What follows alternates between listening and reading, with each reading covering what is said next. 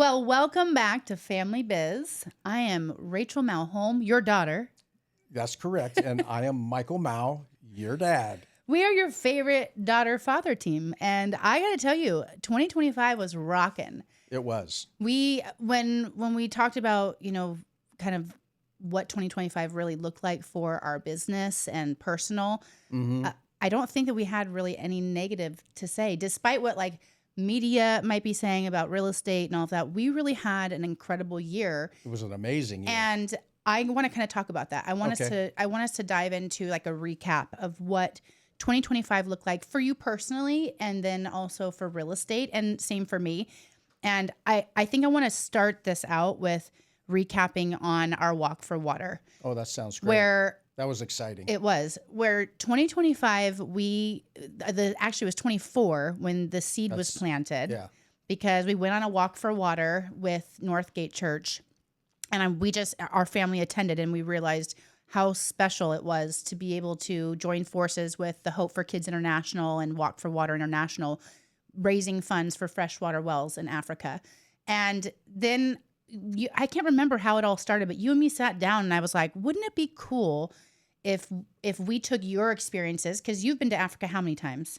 A couple of times. Okay, with doing the exact same thing, with drilling freshwater wells and that kind of thing, but different organization. Right. And I just thought, how cool kind of to take the old from what you've done and then this new idea with this other organization and kind of fuse it not only for a personal give back, but also we tied it into business this last year, which was really amazing. Yeah. But got a lot of awareness out of that. Yeah. It got traction, momentum, and a lot of people benefited from that just by the experience, being a part of it. Yeah. So, I mean, even though I think it's my biggest personal highlight from last year and win, it also ties into business too, because we said a portion of every single transaction is going to be donated towards a fund for us personally to be able to hopefully fund a freshwater well.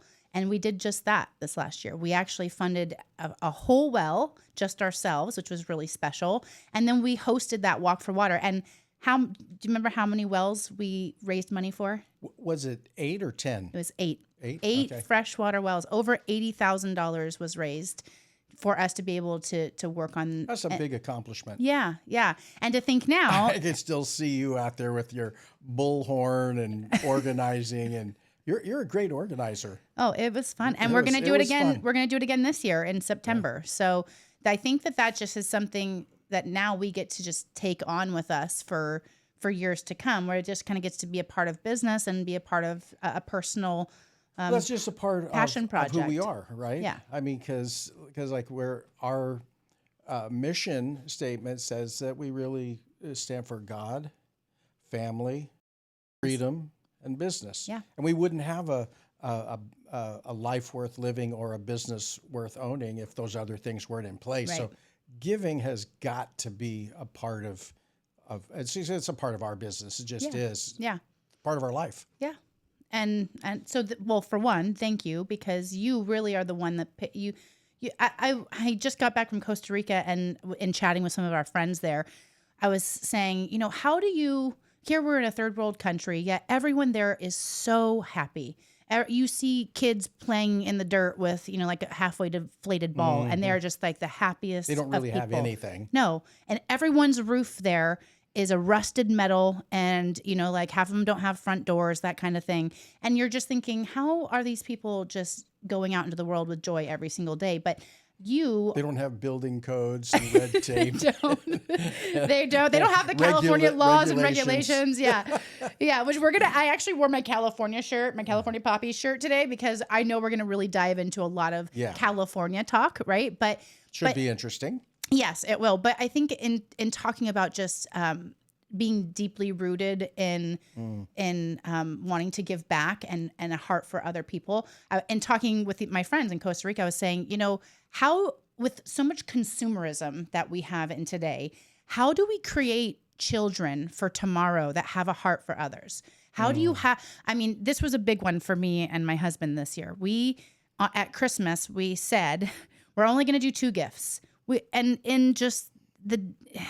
even just in daily life. I was like, oh, there's another little something. There's a something. And they ended up probably with like 5 to 7 gifts, which is not, that's still very minimal compared to a lot of families Sure. that are, middle class or upper class. Their children are just getting mountains of presents. And you're thinking, when we saw our children just rip through presents, and there's just like no connection to, it's just like, what's next kind of a deal.